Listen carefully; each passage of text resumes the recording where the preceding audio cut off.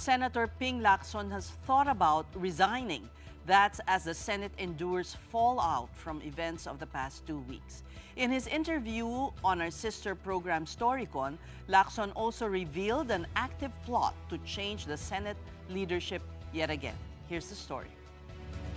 Rumors of a leadership coup in the upper chamber persist given the thin majority Senate President Alan Peter Cayetano holds. All it takes now is just 2 senators from the majority bloc to jump ship to install another leadership. For Senator Ping Lacson at this point, Senator Sherwin Gatchalian has emerged as the most acceptable SP. Yung pagpapalit ng liderato in this present situation, it's in the works. Ang aming matigas na posisyon, sasabihin ko na ito, no?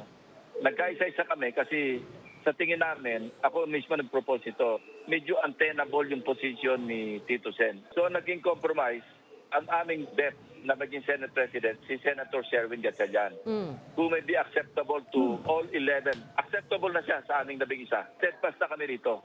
Hindi na ito mababali. Ang pinag-uusapan na lamang, kasi ang tingin namin, si Senator Sherwin, acceptable doon sa pwedeng tumawid.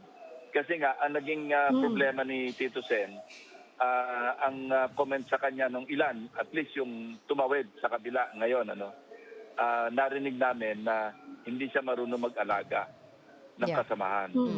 In an interview this Friday, Gatchalian had expressed readiness to take on the Senate presidency if elected by his colleagues.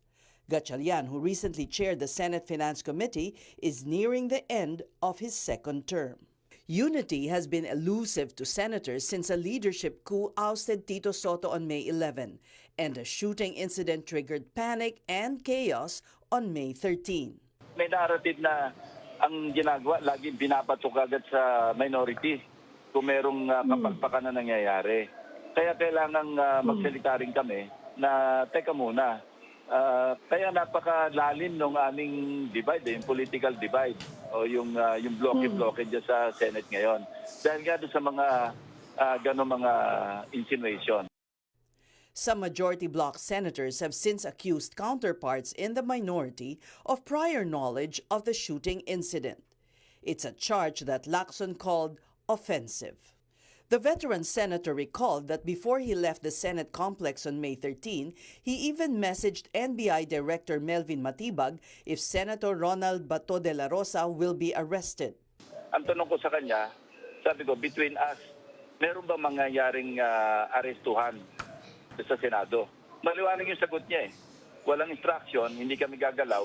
Pero sinabi niya rin na meron silang tao do sa GSIS premises, do sa jurisdiction na yung area, dahil may request si GM Veloso. Ultimately, it was now suspended Senate Sergeant-at-Arms Mau Aplasca who turned out to have fired the first shots. He aimed at NBI agents on the other side of the bridgeway connecting the GSIS and Senate buildings. And given the latest crisis confronting the Senate, Lacson, who is now serving his 4th overall term, even had thoughts about quitting altogether. Bihira itong Senado na ito. Merong naharap sa plunder. Merong may international court. Pwedeng isa, pwedeng dalawa. Meron yung may kaso sa DOJ dahil sa insider trading. Kaya bihira itong Senado na ito. Alam mo, there were times, minsan nag-iisip ako mag-resign eh. Naipahayag ko na rin ito kay Tito Sen na parang plano ko na mag-resign na lang as senator eh, dahil sa nangyayari. Sabi niya sa akin, wag naman. But resignation is a fleeting thought for Lacson, with the Senate having much to do to restore credibility. First, there's a shooting incident which he believes should be thoroughly looked at. And then, there's Senator Bato de la Rosa, now in hiding, but still the subject of an ICC warrant for crimes against humanity over the Duterte drug war. For Lacson, legal precedents in previous Senates should be the basis when dealing with De La Rosa's case. A warrant of arrest is a warrant of arrest. Whether it was issued by a foreign court, an international court, or a domestic court. Maski halimbawa sabihin na nating local court o local yung warrant of arrest ang na-issue RTC natin. Ganun pa rin eh.